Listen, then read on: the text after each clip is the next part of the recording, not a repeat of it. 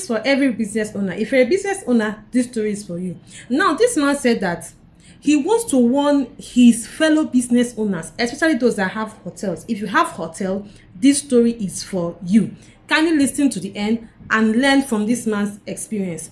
Now, this man said that he built a hotel, that he built this hotel to have an extra stream of income for his family, because that was not his main source of income. You understand that? So he built this hotel, and then his wife, who was just helping him in his own shop, asked him and told him, let her also be there as the manager. He said no. What are his reasons? These are his reasons. He said that it is a hotel that he thought people coming there will just try to connive his wife, or be his wife, or his wife might be carried away, or know all those things. That he has had a lot of stories about wives that handle hotels, not knowing that all women are not the same. So this was his reason. He told his wife, I can't allow you to be there. Men that will come there might deceive you, or you might get carried away, or something might just happen. I don't want to lose you as my wife. I like you the way you are. So this was his reason why he did not allow his wife to manage the hotel. So he handed the hotel over to a manager.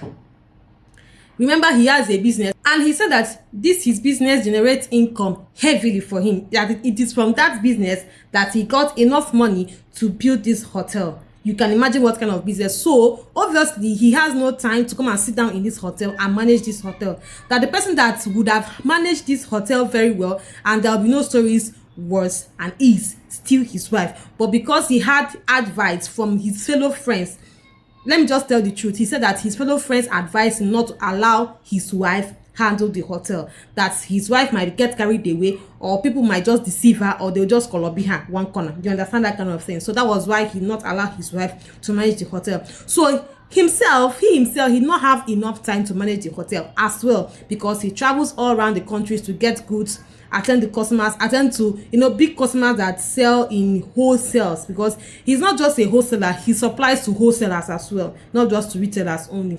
So that was why he did not have enough time to manage this hotel. That initially, before he opened the hotel, he already got a manager. That first few months after the opening of the hotel, that things were flowing very well, money was flowing very well, everything was okay, until after 8 months down, his manager started complaining. Customers are not coming as before. Things are not costly. This and this and this and this. That his complaints was kind of valid, because coupled with the situation of the country, it is reasonable that customers are not flowing as well. No boy regional for Gaje hotel. No be person wait for pelefu. They visit hotel. You understand that kind of a thing. So, but he not put all these things in his mind. He thought maybe. He said don't worry, everything will sit up. That was how he just waved it off, and things became worse and worse and worse and worse.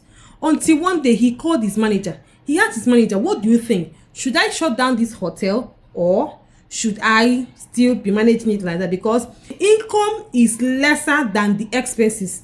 The expenses per month is greater than the income, because from the expenses we'll buy diesel, buy fuel, pay staffs, buy drinks, do some maintenance. You understand that kind of a thing? So what do you think?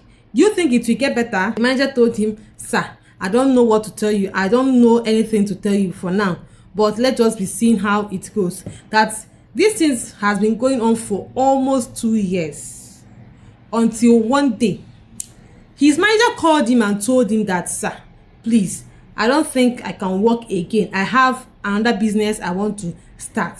He asked the manager what kind of a business. The manager told him that his brother abroad opened a business for him. This and just gave him one cock and bull story, and that was it. He said, okay, I cannot just hold you. You're not my brother. Even if you're my brother, one day you have to be free to do whatever you want to do, or do business, any business you want to do. So that was how he let his manager go, and he started to manage this hotel by himself.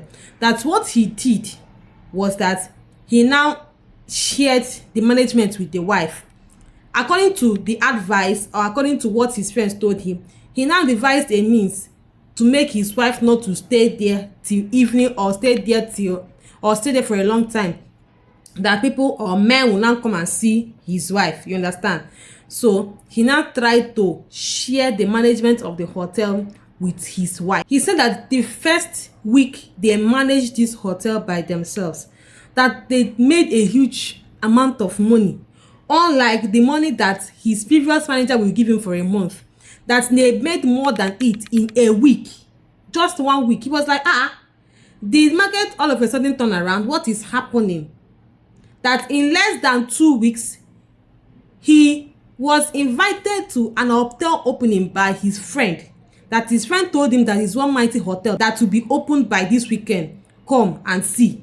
He told his friend, no, I don't normally go. His friend innocently just invited him and told him to just come now. Come with your wife. At least it's a hotel. So that you guys will see how others build their own. You now do 1 or 2. You understand? Minus and plus in your own hotel business. So that was how he bought the idea and agreed to follow his friend to the hotel opening. That on that day, that's what this person built. Hey, really shocked him. He was like, where this person did see this kind of money to build this kind of a hotel. And it's like this person is an experienced hoteler, because from the structure, you know that this person built this hotel with experience. But when the MC called the owner of the hotel to come and give a vote of thanks, do 1 or 2, lo and behold, it was his manager, his ex-manager. Hey, that it was his ex-manager, the guy that managed his hotel previously. It was him. He was the one that walked to the MC to give vote of thanks. That he was shocked. He tried to rush the guy, that he was held back by his friends. His friend told him, what is it? He not told his friend, don't you remember this guy? His friend was like, I'm still looking at him. He is my manager, and he was the one that was managing my hotel before. That was how it dawned on them that something is fishing. He tried to rush the guy again. He was held back, and his friends advised him to take things slowly, that maybe he might be wrong, so that he will not quickly rush into predicament or rush into problem. His thinking might be wrong, that he should hold his facts correctly before he can make any move. And that was how he walked up to the guy, that the guy saw him and was shocked, that you can see the shock in the guy's face and eyes. He just told the guy congratulations and left. He said he got home that day and he couldn't sleep, that he could not sleep at all.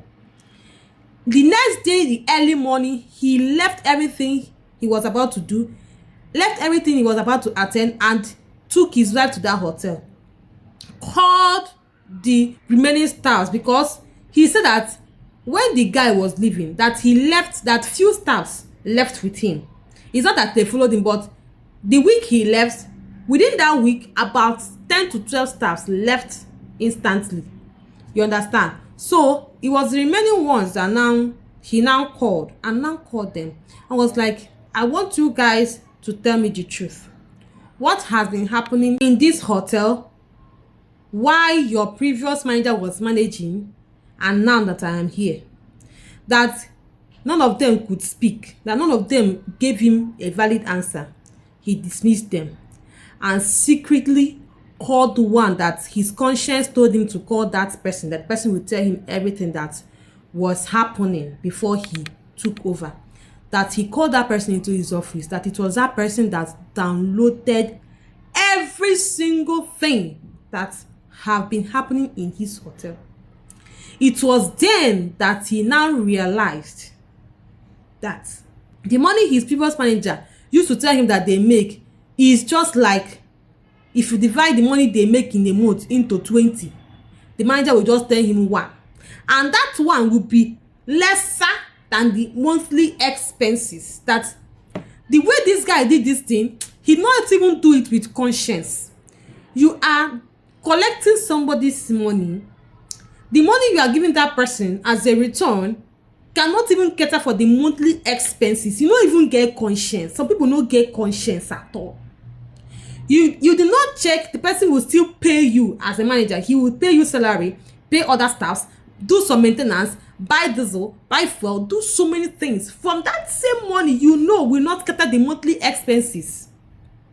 You have that kind of mind. You could not even bring out the money that will cater the monthly expenses. You could not even mercy for the man. The man was catering for the expenses from his own personal business until he couldn't take it. He said he calculated with that guy how much this guy collected from this hotel, that it's running in hundreds of millions of naira. Because he said that seeing the hotel that that guy built, that hotel is not worth less than 250 to 300 million naira. That hotel is not worth anything less than that. Because according to what he said that his hotel is so big, have lots, his rooms are in 20s. And this was how this guy wants to bring this man down. After the staff told him all these things, the staff did not hide anything. That no staff was collecting the organ's money, that every staff will submit the money complete. The staff told him that none of the previous staff took his money because the manager made sure that nobody had even a small space to collect any money. Nobody. He made sure. But the staff did not know that he is not giving him, the oga, the complete money they make in that month. That they did not know. That the manager was in charge of everything. And we cross-check everything, that they have no loss. They have nothing, no loss at all. That anything he's looking for, he should search for it in the hands of the manager. So what the man did was that he now brought out a new book, and with the help of the staff and other staffs, because they have record keeping, you understand. So with the record keeping, as unfortunate as the guy was, the manager was, he did not go with their own record keeping. So with their own record keeping, that was how he could now trace how much the man has eaten from him, how much the man has kolobi from him. And he now processed the case, and currently the guy is behind bars. They are currently on the case. So this man said no, that in his heart, that his heart is heavy. Is this what the human conscience can do? That some people get conscience. So this is why he said he wants to share this story to everyone, to the ears that can hear. If you have a business, and a very big one at that, please don't listen to naysayers. Don't listen to all these your friends that will advise you, your husband this, your wife that. No, that the best person that can handle your business is either your husband or wife. Don't even trust a stranger. It is better that you give it to either your husband or wife to handle. Any other person that is available is better, because he said that he knows his wife. That had it been it was his wife that handled this business, that this will not be his predicament. But he listened to his friends that told him, if you allow your wife will do this, your wife will do that, they will kolobi her, they will take her one corner, this and that. Just be talking all this side talk that used to irritate my ears. So this is this man's story.